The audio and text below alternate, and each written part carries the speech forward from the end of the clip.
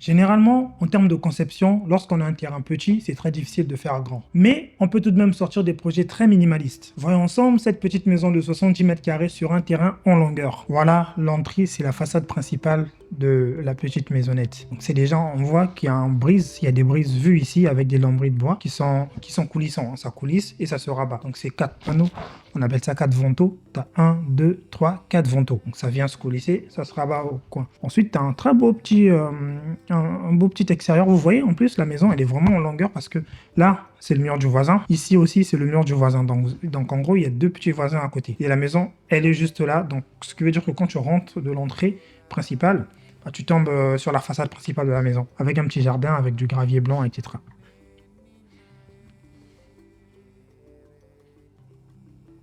Vous voyez ce que je vous ai dit, ça coulisse, ce sont des vantaux qui coulissent. Si tu veux éviter le vis-à-vis, notamment chez toi, imagine tu veux construire ta maison, ta villa, et que tu veux éviter le vis-à-vis, bah, ce sont des types de vantaux qu'il faut utiliser pour remplacer notamment ce que je vous dis souvent ici, les grilles inutiles qui servent, enfin pas qui servent à rien, mais qui sont pas très agréables à voir. Donc pour les remplacer, notamment l'utilisation des vantaux comme ça, c'est toujours bien.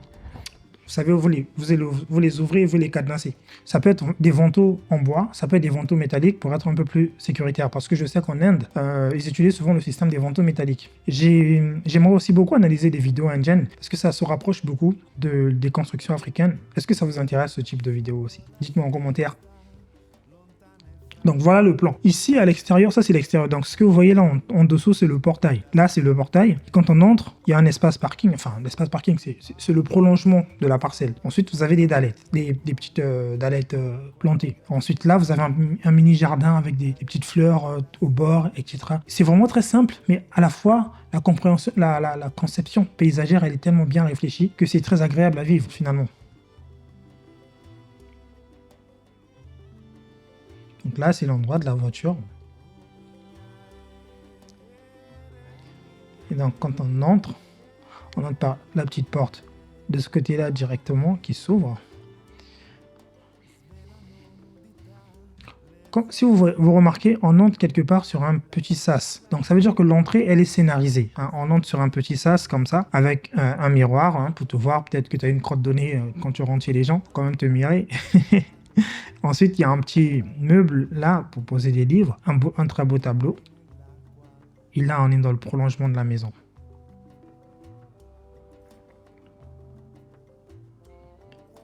Donc là, on a l'espace séjour.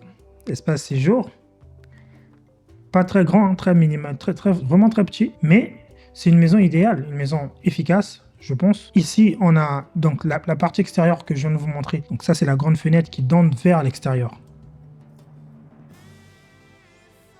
Avec un très beau décor. Vous voyez, en fait, ça, c'est un habillage. C'est-à-dire que le mur, il est de base en béton armé, ou peu importe le matériau que vous voulez, ou en maçonnerie, en briques. Mais ensuite, on est venu habiller le mur de ce revêtement-là. Ça, c'est généralement ce genre de truc qu'on fait dans les nouvelles modes de décoration. On vient habiller les murs avec des revêtements bois. Ça donne toujours un très bel effet de chaleur dans la villa. Je sais que les Indiens utilisent beaucoup ça aussi, et moi aussi, j'utilise beaucoup, moi également, j'utilise beaucoup dans mes projets.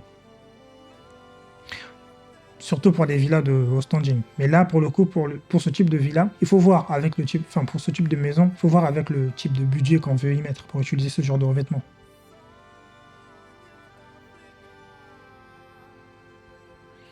Et ça, justement, vous voyez ici, on a un grand tapis qui recouvre tout le fauteuil. Bah, ça, on en parle dans mon livre, le guide ultime de l'architecture et de la décoration d'intérieur. Si vous n'avez pas encore pris, c'est le moment de le prendre. On est en fin d'année. Le livre est juste en description. En fait, on parle de décoration. Et justement, quand tu vas voir l'utilisation d'un grand tapis sur un salon, ça donne l'impression que l'espace est grand. Mais à la base, cet espace, il est très petit. L'espace est petit, mais le fait que tu utilises un grand tapis, c'est la même chose sur le lit. Tu vois, quand on utilise le tapis de lit, quand on utilise le fait d'utiliser un très grand tapis sur un espace petit, ça donne l'impression à l'œil que l'espace est grand. Mais au final, l'espace est très petit.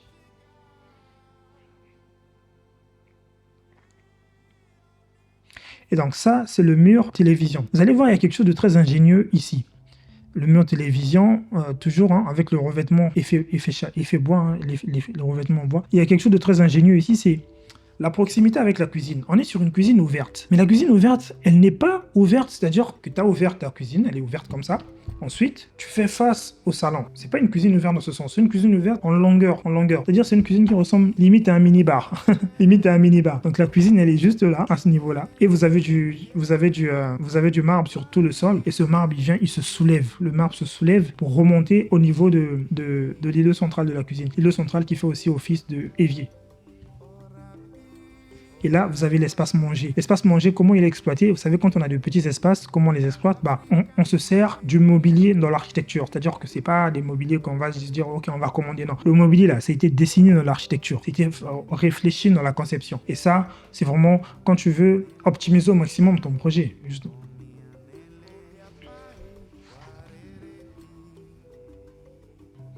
Regardez cet espace, comment il est juste. C'est juste le contraste entre les teintes chaudes, donc les teintes de bois chaudes, et les teintes blanches de la couleur de la peinture, ça crée vraiment un contraste. Et c'est ce que je vous dis toujours, ça s'appelle l'illusion du luxe. T'as vraiment l'impression qu'on a quelque chose de très luxueux d'authentique. Pas du tout. C'est vraiment quelque chose de basique, de normal. Mais rien qu'avec une certaine décoration, avec un certain œil, un certain regard, on change complètement la donne sur la perspective qu'on voit à l'image.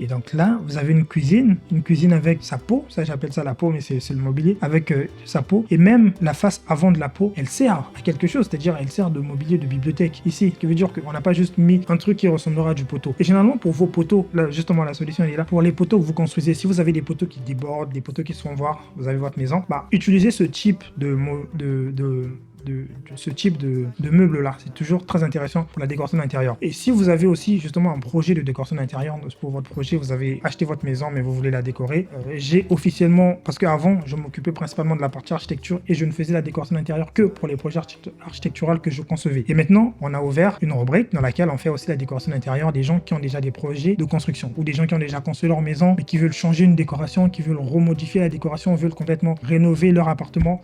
On a ouvert cette rubrique pour la conception des plans architecturaux de rénovation et de décoration des plans. Donc n'hésitez pas à nous contacter, le lien est en description. Et pour tout autre projet de construction, le lien aussi est en description, c'est le même lien. Donc là, on a cette cuisine qui est ouverte sur ouverte sur cet espace. Donc la cuisine fait face, pour le coup, à l'espace manger. C'est vraiment une petite conception qui est séparée en espace de jour et en espace de nuit. Un peu à la manière que je fais souvent, moi je sépare toujours mes constructions en espace de... Enfin pas toujours, mais sur certains projets, j'essaie de séparer au maximum l'espace jour et l'espace nuit.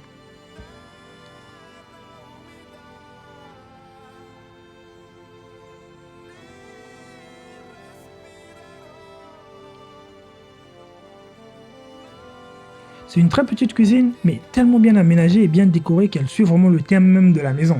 Vous vous en rendez compte? Elle suit vraiment, mais vraiment le thème même de la maison.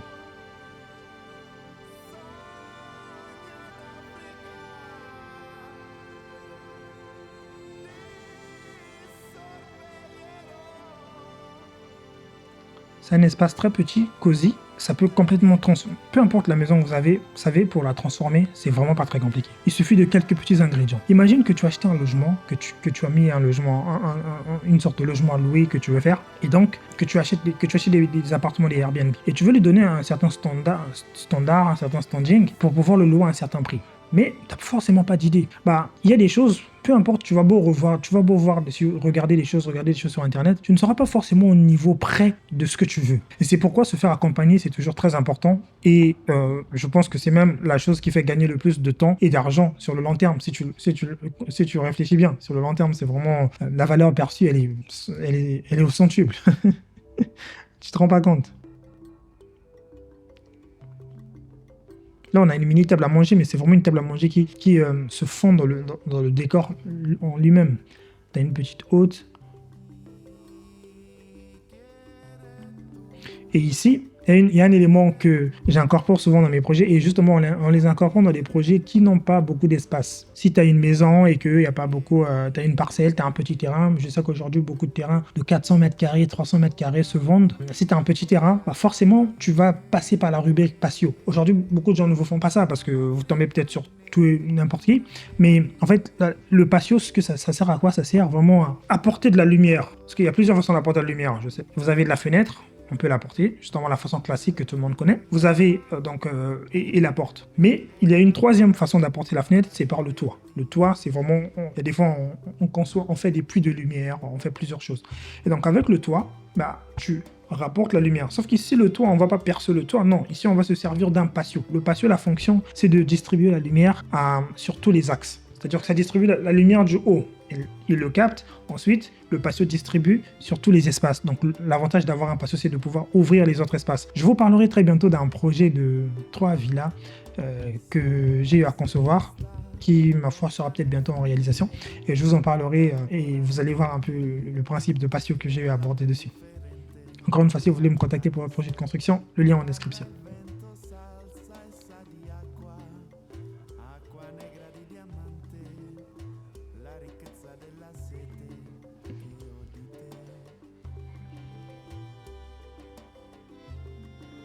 Et pour ce genre de cas, ces banquettes-là d'espace de manger, bah, ce sont des banquettes qu'on fait sur mesure parce que forcément, c'est par rapport à l'espace que tu as eu à concevoir, qui a été fait dans la conception. Ou alors, si tu peux les trouver, oui. Mais en Chine, c'est pas très compliqué de pouvoir trouver ce genre d'éléments. Ouais. En Chine, c'est pas très compliqué de pouvoir trouver ce genre d'éléments. Il suffit de faire un truc sur mesure, tu fais des commandes, on te le fabrique en Chine, et ensuite ça revient.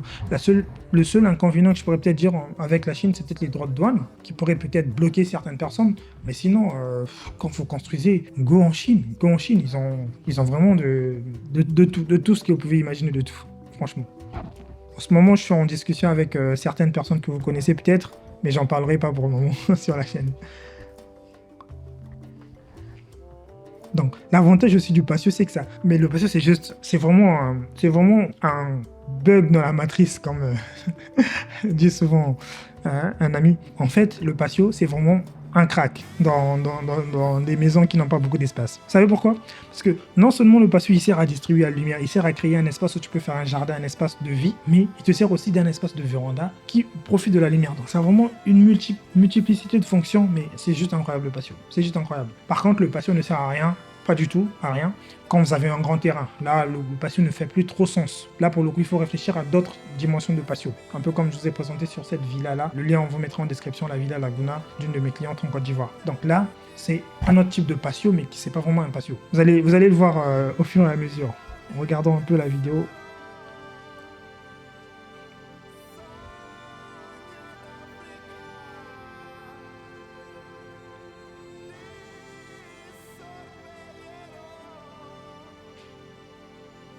Vous voyez là, la lumière rentre partout. Est-ce que c'est ouvert? La lumière rentre.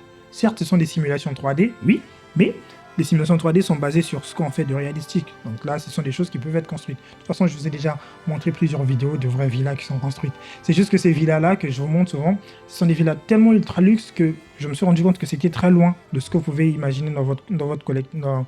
Sur 80% de l'audience qui suit ces vidéos ne pourront pas se l'offrir forcément. Donc en réfléchissant à ce principe-là, je me suis dit ok, je veux quand même réfléchir, je veux quand même analyser pour cette année 2025 et pour les prochaines vidéos, ce genre de vidéos de petites maisons type qui pourraient convenir et que beaucoup de personnes pourraient construire, que monsieur ou madame, peut-être pas monsieur, madame, tout le monde, mais que toute personne qui travaille, qui veut construire, qui a fait ses économies pourrait construire. Et donc justement, ce genre de maison-là, ça, vous pouvez complètement le faire. C'est vraiment pas impossible. C'est vraiment pas impossible. C'est pas une question de main-d'œuvre et tout. Non, pas du tout. Vous pouvez complètement le faire. Je ne donnerai pas de prix ici parce que donner un prix, c'est comme si tu disais, tu peux pas donner un prix pour la Côte d'Ivoire, le Bénin, Dubaï, pour tous les pays, pour la France. Le prix n'est pas universel. Le prix varie en fonction de la région, du pays, de la ville, des matériaux, de beaucoup de choses, de tellement de facteurs que on ne peut pas donner un prix juste comme ça. Ma maison fera ceci. Non. La maison, on dit qu'on sait réellement, on sait le coût réel d'une maison, généralement quand elle a fini d'être construite. C'est généralement à ce moment-là qu'on sait le coût réel d'une maison. Sinon, en amont, C'est du bullshit.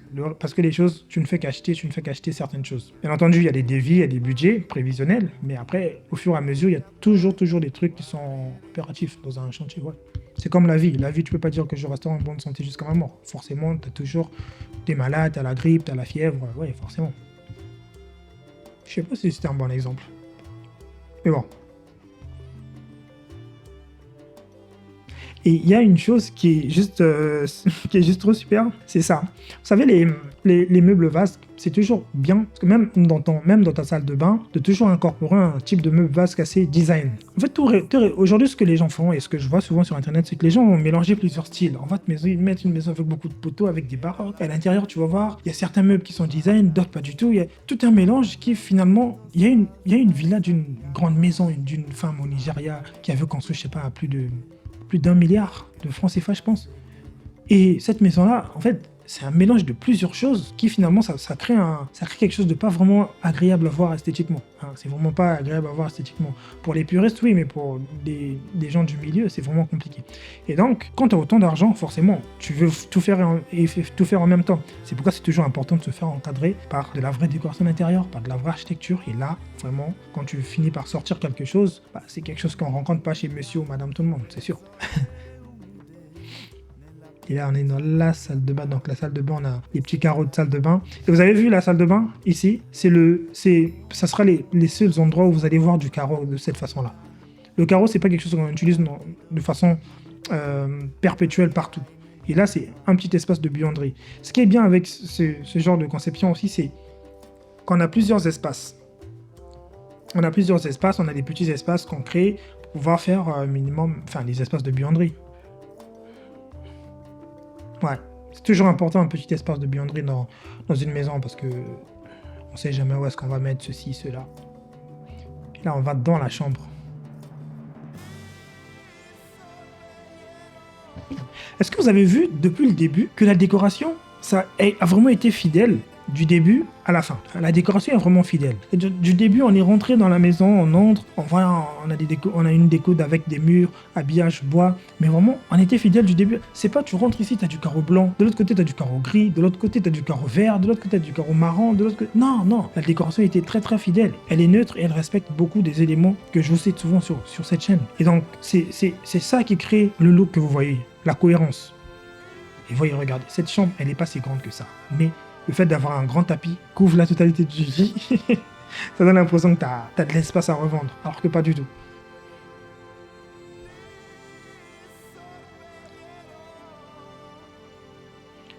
L'avantage, c'est de savoir jouer avec les espaces. Vous savez, quand tu sais jouer avec les espaces, bah, tu crées un bureau au niveau de la fenêtre. Le bureau aussi donne sur le patio. En fait, vous voyez, là, le salon, il prend la lumière sur le patio, la chambre sur le patio, l'espace du couloir sur le patio. Ça veut dire que le patio, il distribue vraiment la lumière tout autour.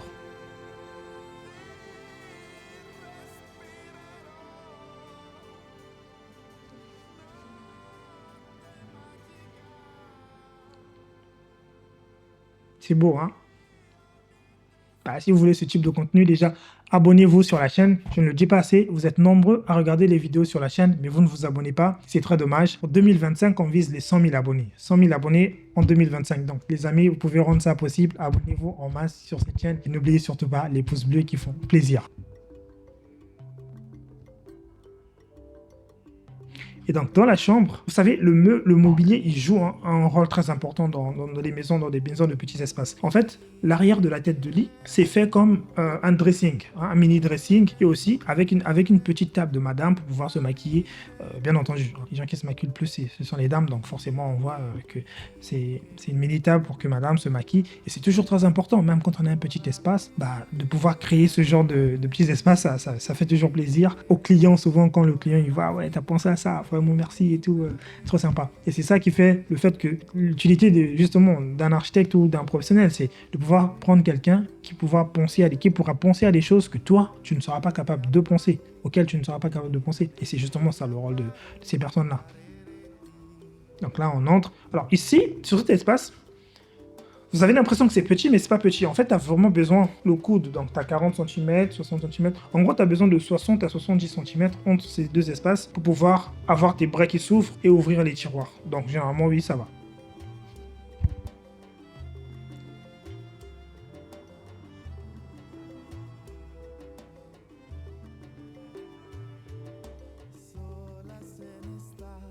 Et là aussi, il y a une fenêtre qui donne, je pense, sur le patio. Ouais.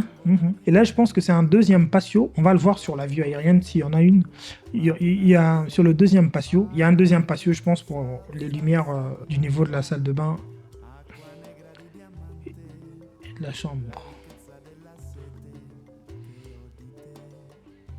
Vous voyez les toilettes, on entre. Ici, on a le évier de ce côté-ci. Là, on a les toilettes. Et là, on a la baignoire tout au fond. Et regardez, derrière la baignoire, qu'est-ce qu'on voit? On a la vue sur un jardin. Donc là, c'est du coup, voilà, ok. Ce que je disais, c'était un patio du côté arrière. Donc il y a un deuxième patio. On a la vue privative sur un mini espace de jardin. Est-ce que c'est pas beau ça? Et j'irai encore plus loin. Ce que j'aurais fait, j'aurais laissé le toit, c'est-à-dire le toit vitré, pour que la lumière, quand tu es dans le bain, tu puisses regarder, tu puisses voir le ciel. Ça aurait été encore plus, plus incroyable. Bon, ça, c'est certains plaisirs qu'on se fait quand on conçoit des projets de construction pour les clients. Et ça, c'est l'appartement avec... C'est un appartement d'une chambre. Ok, moi, j'aurais peut-être fait... ce que j'aurais fait, ce serait peut-être un truc de 2 chambres, bien entendu, de 2 chambres, pour peut-être que tu reçois des invités ou une chambre d'amis, hein, mais encore une fois, c'est au vu de l'espace. Au vu de l'espace. Ça, c'est une vue nocturne, avec les lumières tamisées et tout le reste.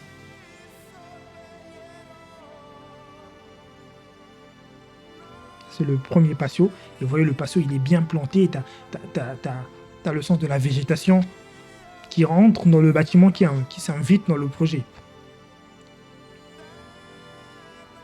C'est des petits espaces comme ça, en plein pied. Et voilà, la solution au vol, brise-vue et tout le reste, c'est vraiment quelque chose de comme ça, que ce soit métallique ou alors en bois. Ensuite, quand ça se ferme, tu mets un cadenas. Ça, c'est vraiment la solution ultime que je peux dire pour pouvoir changer le design, de toujours mettre des grilles inutiles. Enfin, pas inutiles, c'est pas le mot, vous avez compris, des grilles pas esthétiques, voilà. C'est utile, mais c'est pas esthétique. Donc, il faut chercher l'utile et l'esthétique. Donc là, on va maintenant voir la conception en elle-même du bâtiment. Donc, on commence déjà par la première partie. Hein. Donc, vous voyez là, il y a juste un seul bloc de la chambre. Ce qui veut dire que la conception, c'est pas si facile que ça. Parce que souvent, je reçois des clients qui viennent, oui, moi, je veux une maison, 5 chambres, 4 chambres. Oui, c'est bien beau de vouloir plus de chambres. Mais plus de vœux de chambres, plus il y aura de salles de bain, plus il y aura de budget, plus il y aura de surface, plus il y aura de mètres carrés, plus ça va demander cher, plus ceci. Donc forcément, il va falloir lier l'utile à l'agréable. Quand tu as peu de budget, il faut être raisonnable. Quand on a plus, tu te fais plaisir, c'est tout. Il faut vouloir toujours les choses au niveau de ce que l'on peut s'offrir. Mais beaucoup de gens, ils veulent trop de choses pour finalement ne pas avoir assez de fonds. Et donc aujourd'hui, on est très sélectif, justement, on est très sélectif sur les personnes que j'accompagne, je suis très sélectif. Quand quelqu'un prend rendez-vous, donc si toi aujourd'hui tu veux prendre un rendez-vous pour que je t'accompagne pour ton projet de construction, ou ton projet de décoration d'intérieur, ton projet de rénovation, donc c'est les 3 parties qu'on couvre maintenant en 2025. Hein. Courant 2025 aussi, on va s'installer en Afrique. Courant 2025, oui. C'est en processus, c'est parce que c'est des choses longues. On va pas juste comme ça pour faire plaisir à tout le monde. Voilà, je vais. Non.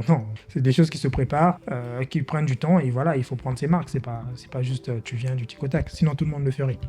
Donc c'est un peu ça. C'est pas si simple. Ce que je disais, c'est que quand tu as tous les éléments en place et que tu sais ce que tu veux, contacte-moi, je t'accompagnerai. Et donc, je suis assez sélectif aujourd'hui sur les types de clients. On essaie de voir la personne qui veut construire, la personne qui a les moyens. Et même si tu veux pas construire aujourd'hui, là, mais que tu veux quand même avoir une vision architecturale, ton plan, tu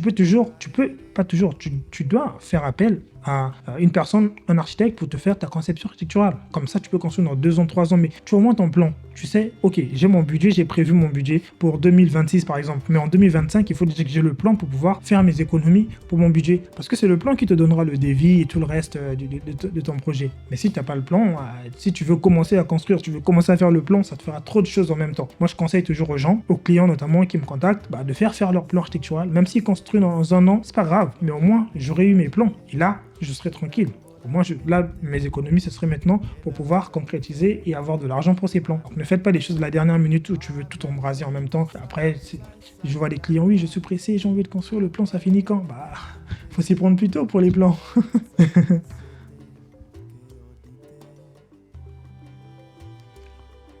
Et donc, on a l'espace de vie qui fait 12 mètres carrés. Franchement, les espaces sont pas grands. Regardez. L'espace de vie fait 12 mètres carrés. Le hall fait 4 mètres carrés 30.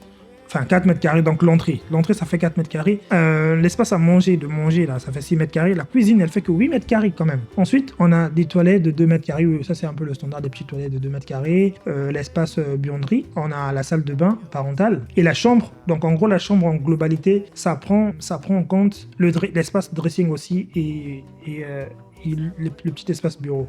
Et donc, ce que je vous disais, voilà l'enveloppe. Là, c'est la surface en béton armé.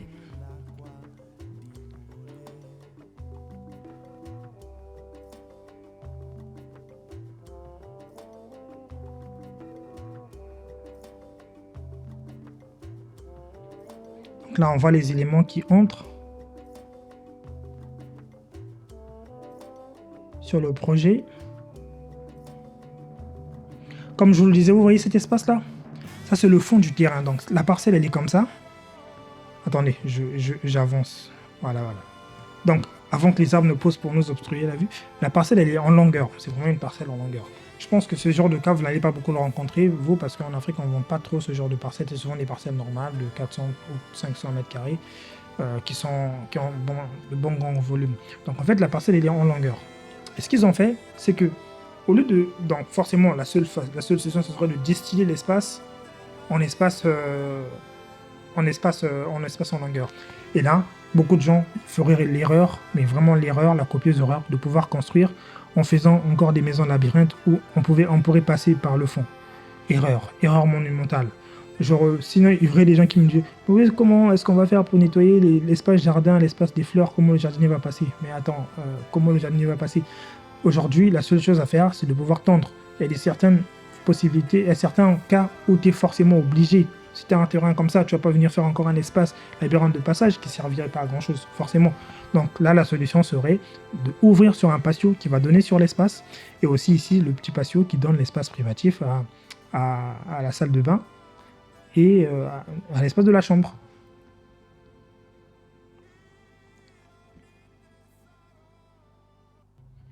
Donc là, vous pouvez mieux lire le plan. Comprenez un peu plus que quand on entre, on a l'espace du hall. On a l'espace du séjour qui est pas grand, mais avec l'impression et la décoration, ça donne l'impression que c'est grand. On a l'espace de la cuisine qui lui par contre paraît beaucoup plus restreint, c'est normal, mais c'est tellement bien agencé que ça va vraiment dans une continuité. Hein.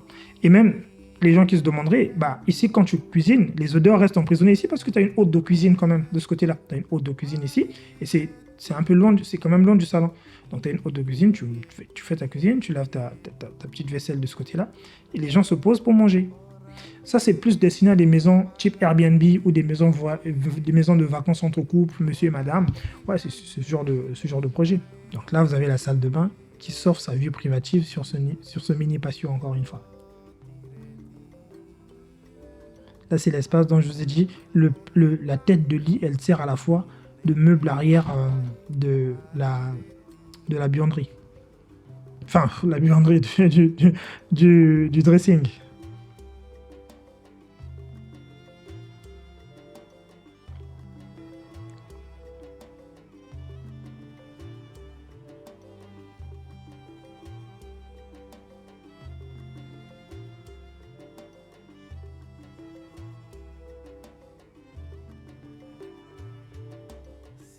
Les amis, les pouces bleus pour cette vidéo, c'est un nouveau format que j'ai eu envie de tester. Donc ça, c'est le plan.